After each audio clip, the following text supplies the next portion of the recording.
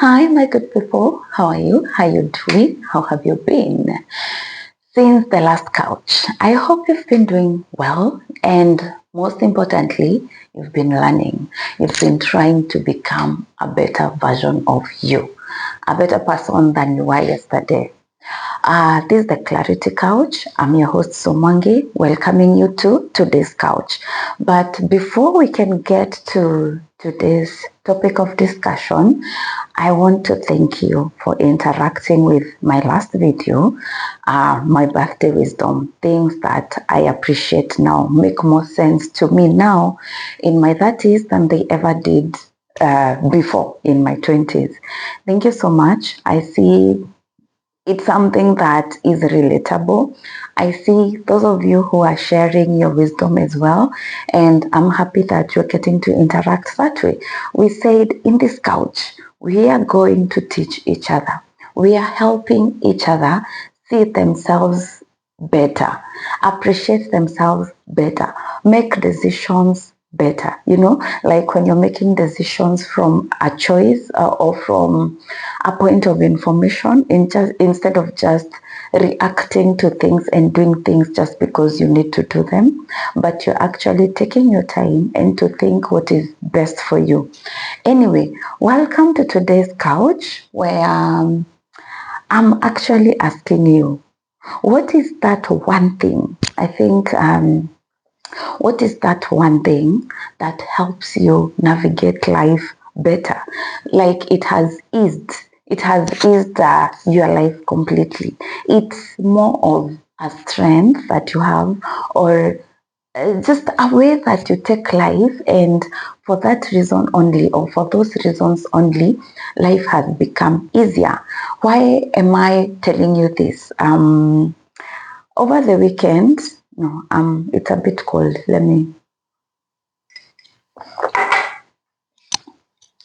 Over the weekend, Mommy Dearest was at my place, and we were watching something on television, and I think it was an interview. Yeah, it was an interview, and it made us go down the memory lane. And she reminded me of something I said when I repeated classes. Yeah, I did that. You repeated classes? Yes, I did repeat classes. I think there'll be a lot of TMIs about me here once in a while. I repeated classes. Let me give you that story. So I did my first take, Form 4 take, and I did well on not so well. Yeah. I got a C plus, which some people would consider passing. But me as Sue, I know my potential, and I know those were not my marks, or rather, I could do better. I knew I had the potential to do better. And it was that time where when you finish school, you have to take 2 years before you can join campus. Now, my parents were not in a position to take me through campus if it was not JAB. Like they sponsor me. It wasn't possible. So the option was I stay for 2 years before joining college, because again I didn't get a direct admission through JAB to university, and that was our goal. So the option was I wait for the 2 years, and hopefully it wasn't a guarantee, hopefully I would join some college, or I would repeat classes. So I chose I chose the harder one, which was repeating classes, and we decided because in any case, I was to stay home just like that, doing nothing. And even after those 2 years, it wasn't a guarantee that I would join school. So it made sense that I went back to school and put more effort and got a better grade because I knew I could. So I went to school, but the only condition I had was I didn't want to repeat in a boarding school. So I went to my local secondary school and asked the principal um, to admit me to a class. But then on my way between home and the school, I think it's less than 20 minutes walk. I thought about myself. I've always been reflective and been real with myself even back then. I thought to myself, if I repeat classes and I go back to Form 4, my biology and my chemistry are not very good. Actually, they were horrible. Sorry, I have a cold.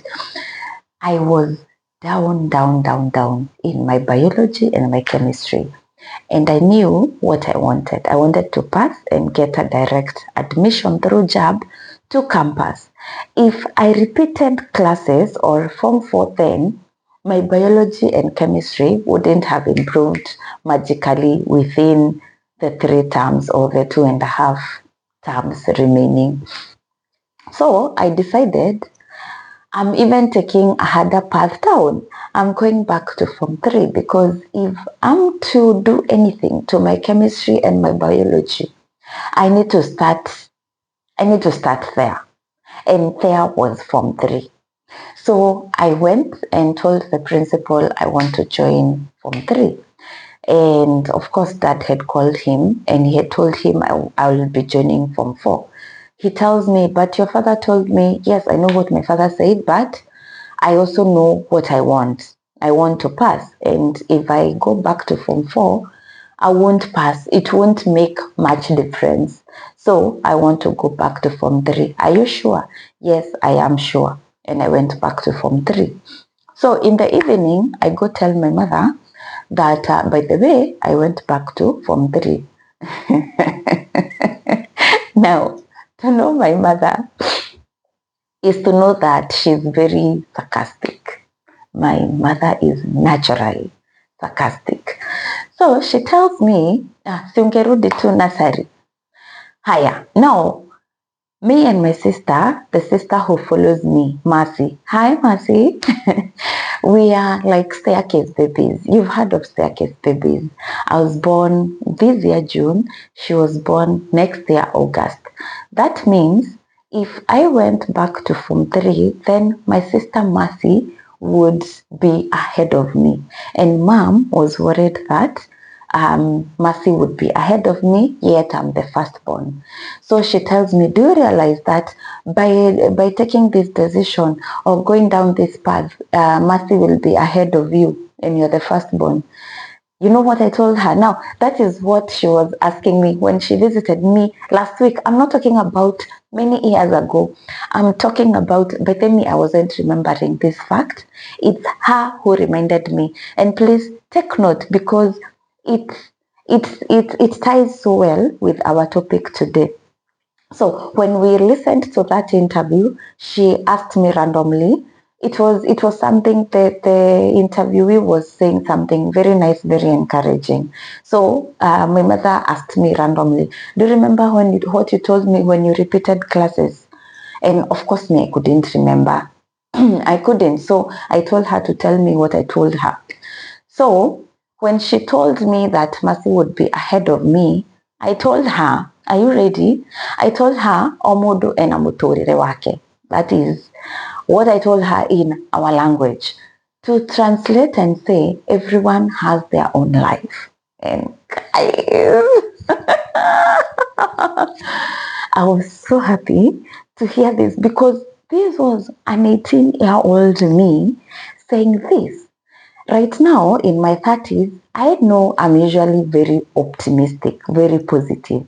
That is something I've known. What I didn't realize is that I've always been positive because how do you explain that an 18-year-old me could say those words? I was so proud of myself and proud that I still have it in me. Because, you know, when you hear some things, me being positive, I always think it's a way of getting away with, not getting away really, it's a way of equalizing life, because life will come at you hard sometimes. So for me, I take it as a coping mechanism. But when my mom reminded me of what I said when I was 18 years old, then it reminded me that it is who I am. Like it made me get in touch with me better. Like understand and appreciate the person that I am, a positive person. Anyway, today's topic is, what is it about you that has helped you navigate through life? That has helped you overcome life, and not just overcome, because life is not always hard for everyone, by the way. Sometimes it's very easy for people. What is that thing, what is that hack that has helped you go at life and not look back, you know? Because for me, if you ask me, I've always known that I'm positive. I can be obnoxiously positive, obnoxiously optimistic, and sometimes it scares me because I take it as a coping mechanism. But now I realized, when mom said it, I realized it wasn't. It is who I am. It's how I'm actually wired. And why I'm asking this, I'm asking because um, life sometimes, like I told you, I loved maths. I loved maths. It was not a problem. My only problem was biology and chemistry. But maths, I was okay. So if I was to ask my nephew, again, Mercy's son, he's 7 years old. If I was to ask him, what is 2 minus 3? He would tell me, auntie, that is impossible. You cannot, you cannot minus 3 from 2. No, you cannot do that. But you can minus 3 from 2. That would be his response, and he would be right, because he does not know life that way. But ask someone older, maybe in class 7, class 6. At that time, I think they have learned indices. And we know that there is actually 2 minus 3, which is -1. Like you can minus a bigger number from a lesser number, right? Now, I want us to equate life to this mathematics, all right? Because what I've noticed in my many years of living is that life will subtract. Life will subtract from you. There's so many things that we go through that will be life subtracting from you. Your own unmet conditions, desires, expectations, that's a minus. That is life subtracting from you. Grief is life subtracting from you. What? Relationships that are not working is life subtracting from you. Divorce is life subtracting from you. Like, if we look, or even we're not looking, life is trying to subtract from us, and that is a reality that we must accept and that we must face. But then there is life additions, there is life positivities, there is you and how you approach life, there is me and my positivity that has helped me overcome life's hardest places that I've been at. Because the idea that, or not even the idea, the realization and the knowledge that life will not always be like this, that positivity has helped me overcome that situation. Yeah. So what is it about you that helps you overcome life, that has helped you navigate through life? For me, it is the way I take life. I take life very positively. I'm very optimistic. I'm very positive. Also, a second one is that I don't take grudges. Me, you could do me the worst thing right now, and tomorrow, not tomorrow. Yes, of course, I'll take time to process it, be mad, but I don't carry grudges. That is the truth. We meet next year, I'll be good. Not that I will give you access to me. No, no, no, no, no, no, no, no. But I won't be ready to fold my sleeves and fight you. Mm-mm. Me, I'm not there. So you did whatever you did. So you allowed me to see you for who you really are. So why am I giving you another chance? Yes, tutasalimiana za hewani tukisonga, but I won't really consider you a friend. Yeah, I won't hold you. I won't give you much airtime. Actually, I won't give you any airtime. I will acknowledge you, yes, but there'll be no airtime from me. I'm sorry. Because again, like I told you, I'm positive. I'm also very optimistic with people. For me, when it comes to people, you are innocent until you prove yourself guilty to me. Until you show your true colors to me, you will always be innocent. And this has probably burnt me more than one time. It has burnt me over and over and over again, but it's like I never learn. And I don't think I'm going to change it because, I mean, the fact that person A did me dirty does not mean person B is like that. And I don't want to judge person B by what person A did. And unfortunately, people do not always treat you how you treat them. People are not always who they say they are. They don't always do what they say they will do. In short, people will disappoint you now and again. And it is up to you to take those lessons, learn, and place people accordingly. But that does not mean that I stop being a positive person. I stop seeing people as innocent until they prove themselves guilty. I'll still have that because that is who I am. And by them disappointing me, really, it's not a me problem. It's a them problem. And I really do not care. What matters is I learn where that person is concerned. Yes, I may be cautious when approaching person C, but it does not mean that I don't extend the same goodness that I extend. Okay, anyway, what I'm trying to say is I am very optimistic, I'm very positive, and not just with life, but with people. And that thing has helped me overcome the scariest of situations that I've been, because I've been in plenty of situations where I was really at rock bottom. But I've always had this conviction within me, and this is not toxic positivity, but I've always known that my future is bright. I've always known that I will overcome. The important thing is that thing does not crush you. Let me take some water.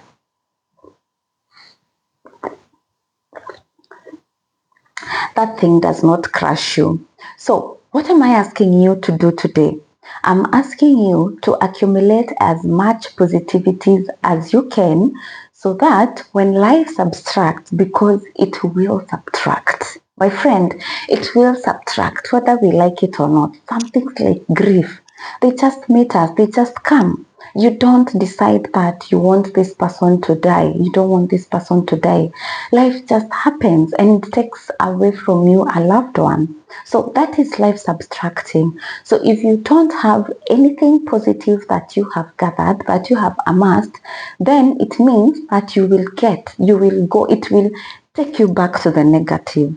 And the problem with going to the negative, negative is below the baseline because the baseline is zero. Like how we know numbers, they start from zero upwards. But through life, we know that you can get to the highest negative that there is on the other end.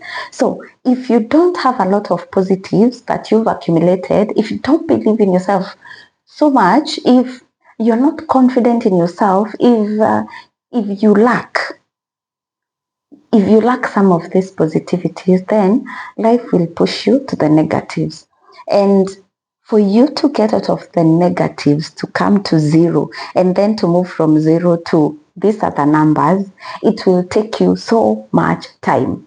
That's why some people could be making progress in life, but you're not seeing what one person is doing, but you can see the progress of another person. Why?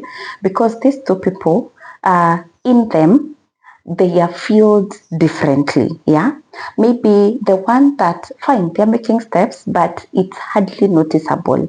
Maybe they are at negative 20. So something good is happening and it's pushing them up, but in the negatives. So we are yet to see them make enough progress for us to notice. Why? Because they're still in the negatives. But if someone was at 1 or at 0 and then something good happens for them, then it means they're moving forward, they're moving ahead, they're moving up the ladder. They may be at a 5 or a 7. Because a person who is at negative 12 and a person who is at 2, if you give them the same momentum, let's say a 5, this one moves from 2 to 7. That one moves from negative 12 to negative 5. Negative 7. Sawa? So you see, they're still struggling to get to 0. And that is why it is important that you accumulate within yourself very many positives. You try and build intentionally, you build these things up because you will need them to fight life subtractions. Yeah, like for me, the fact that I don't keep grudges, it won't really weigh heavily on me. The only one time I've kept a grudge, do I need to share this story? Yes, I will. The only one time I kept a grudge was back in Form 4. Remember, I repeated classes, right? So I was a good student by all standards. And for that reason, I was appointed the school head girl. Fine. That means being the head girl, you are taking the lead in a lot of things. You need someone is needed to pray. If no one is volunteering, then it means you fill the gap. Someone needs to say something. Sorry, I really have a cold. Someone needs to take a lead in something. If someone does not volunteer, then it means you do it. Like it was never a problem for me to do those things. I did them well and I did them with everything I had. Now, that also applied in our church. You know how schools are affiliated to churches. That school was affiliated to the church that I went to, the church I was born and raised up in. So I was a youth member. And you know how sometimes the youth is not very organized and you're not sure what song you want to present when you're called upon to present. I always I always filled that gap and represented the youth by saying something in the church. Like it wasn't unusual for me to go up there and do something and bless people. Yeah. They used to be proud of me, or so I thought, because they would call me my daughter. They would tell their sons and daughters to be like me, like emulate. Can't you emulate Sue? You know, that's a good thing. Or so you would think, and you'd think they are genuinely for you and genuinely for you. Now, how I knew they were not is that after Form 4, I did pass, by the way. I did pass. And I passed very well and got what I wanted, a direct job admission to campus. Okay? So when I passed, I was the first girl to ever lead in that school, like ever. In their years of teaching, there was never a girl that ever topped in the KCSE, but I did. So the principal was impressed, and See, I've given you a journey of how I was very focused, by the way. I tried as much as I could. My capacity could take me to motivate the students, both boys and girls. So the principal could see this, and he told me, I would want you to continue this journey of motivating motivating the students. How? By appointing me to the board. You see, I'm going to join campus now. So it would make sense that I was in the board. And I was very happy that I would join the board. That time was the time of Wings to Fly. Of course, I didn't make it to Wings to Fly, but to me, in my head, I was seeing it as that. Like it was something, it was a big deal for me, and I was really happy and proud and honored that he had considered me for such. Now, I didn't get to sit to the board. Why? Because the church members, some of the church members sit in the board. Of course, the fact that the school is affiliated to the church means that some church elders sit in the board. So some church members, just because they were politically aligned in a different political party than a relative of mine, they said that I would represent the interest of this relative of mine who was not of the same ideologies as them. You see, like people who used to call you my daughter, my daughter, my daughter, and tell their sons and nephews that they should emulate me, are now against me. Like, what the hell do you mean I will be representing the interests of a political person? As if I'm not the one who was standing there preaching to you, feeding your soul. Now I've become an enemy. And that is how I did not make it to the board. And that thing annoyed me. That thing broke my heart. And I was so mad, so angry with the church that I didn't go to church for so many years. Like I was done with church. Even when I joined campus, I didn't go to church. I only joined CU much later. And not joining. No, I would go when I felt like it. Of course, later I had a roommate and she was an active member of the CU. So sometimes she would influence me, we go, but that was only sometimes. And I came to go back to church just the other day, like 2 years ago from back then. That's the biggest grudge I ever kept. But I was so disappointed because I expected that the church is a place that builds, but here they are demolishing you. Like this was their one time to give me wings to fly, but they decided, no, we are denying you. Like, what was an 18-year-old going to do with their political interests? Really, to be quite honestly, I've never been so mad. But anyway, I let go. I'm good now.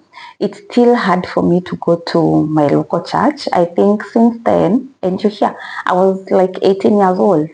When I'm at home, I don't go to church. It's still hard for me to go to that church because it's hard for me to see those people in a different light. Yeah.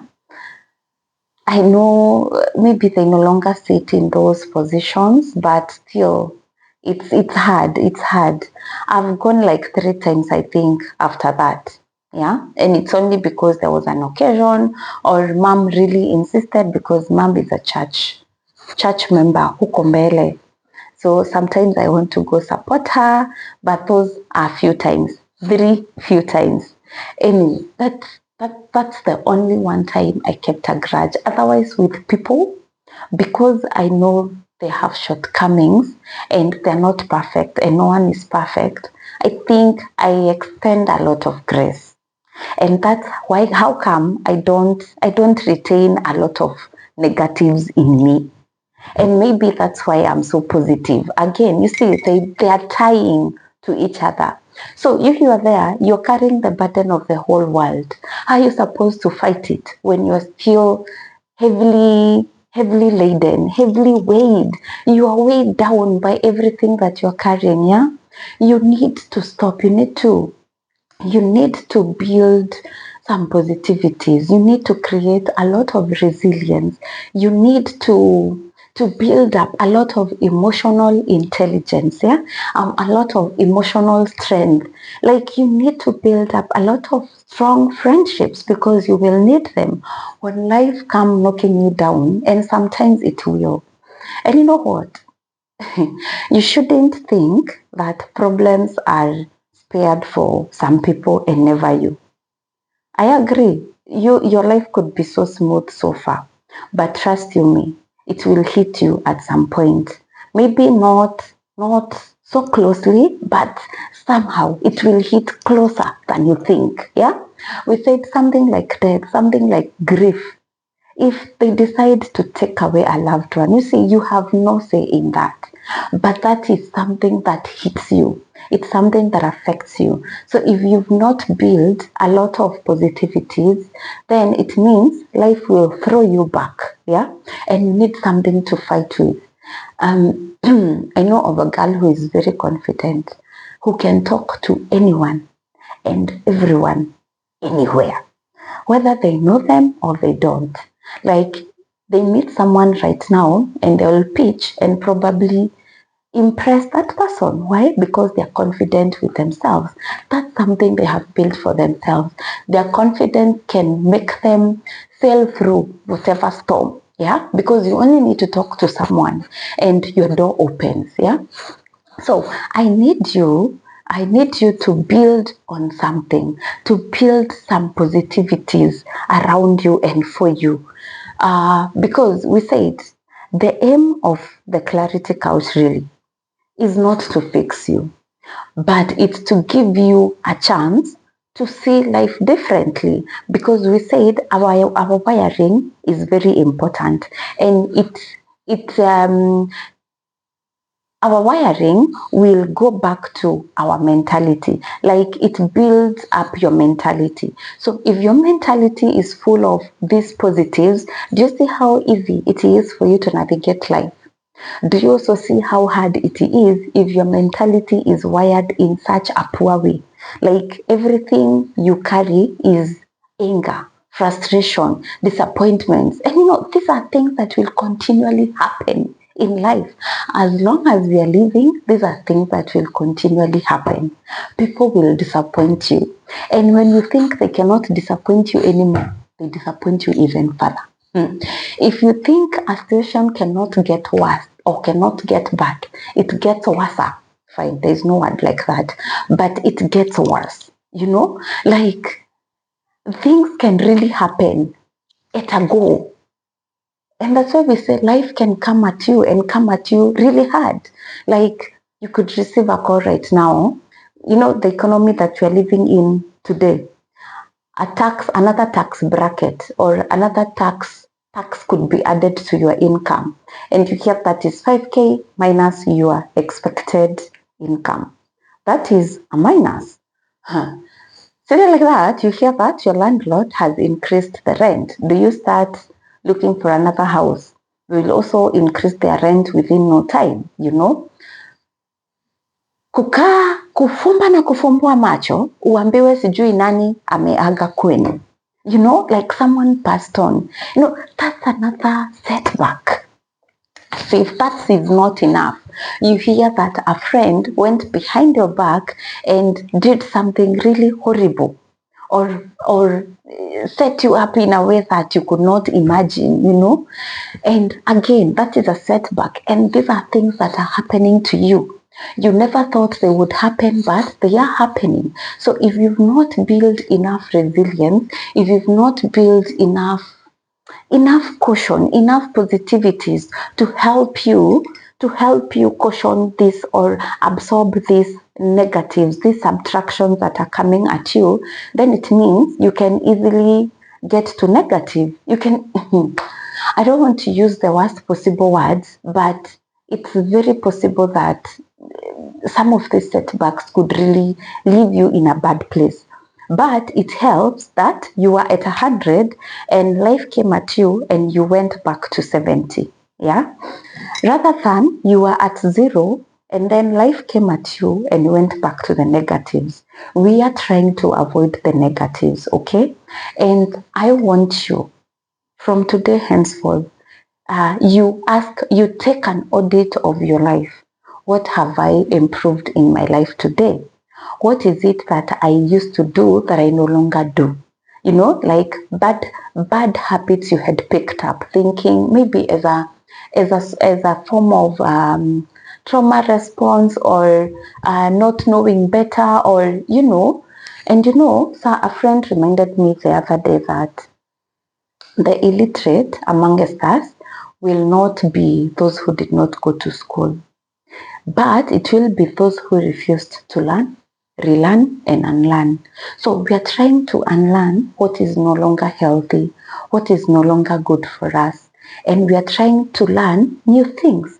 We are trying to learn the best way to survive, the best way to face life. We are trying to relearn some of the things that we were taught, but they were not accurate. That is the only way that we will become better people. And I want you to be auditing yourself frequently. Ask yourself, what is it that I've improved in my life? Just appreciate yourself. You can now take yourself out on a solo date and just enjoy life. Be with yourself, sit with yourself, rest. Those are positives, because before then you could not imagine you resting. It felt like a sin to sit down with yourself, think, come back to yourself. It felt, you know, I just want you to keep learning. Leave those bad habits behind. Embrace new habits. Want to stay around positive people. Want to stay around people who build you up. Yeah. Avoid gossip. What will gossip do? How will gossip improve your life? Yeah. Like, strive to be better. And if you've not listened to my last episode, you should, because again, I'm sharing. Moranga, is that you? Hey, believe me. Anyway, I'm sharing life's wisdom, and these are things that become clearer with age. By the way, you need to go back and listen, because there are a lot of dope information, beautiful messages that we can adopt. And today was me being more specific and asking you to identify something that has helped you navigate life, or something, if you see none, try and identify something that you will adopt that will help you go through life in a better way, in a healthier way, in a way that makes you joyful. Because again, most of us are just surviving through life. You're not living, you're surviving. Why? Because you've carried the whole world. You think the world is up against you, but it's not. It is you and your mentality. It's you and your mindset. You need to change that. Start there. Anyway, I think I've talked so much, and as you can see, I'm on a holiday, and I want to sleep. It is quite late, but I felt like I need to share that piece of information, because I don't know, I've been thinking about it the whole day, by the way. I've been thinking about it because today I was in my gratitude era. Like, there were so many instances where I, I was just I was just short of words, and I couldn't help but be grateful. And I couldn't help again going down memory lane and thinking, wow, some of these things, I only thought about them, but they were more of a dream than a reality. And now they are a reality. And I realized that my positivity has something to do with it. Because again, life will meet you at your audacity. So please be audacious. Be audacious, my dear listeners and followers. Be audacious. As audacious as you can be. And life will honor you somehow. Maybe not now, but it will honor you. Okay, so that is it from the clarity couch. Until the next couch, I hope you'll keep learning, you will keep growing, and above all, you will remain curious. Moranga, moranga, moranga. Please release me. You will remain curious. Okay? Remain curious. Curiosity is how we grow. Curiosity is how we go beyond our limits. Curiosity is how we discover that we can be more than we think we are, you know? Yeah, so please remain curious. I'll see you in the next one. Ciao, ciao.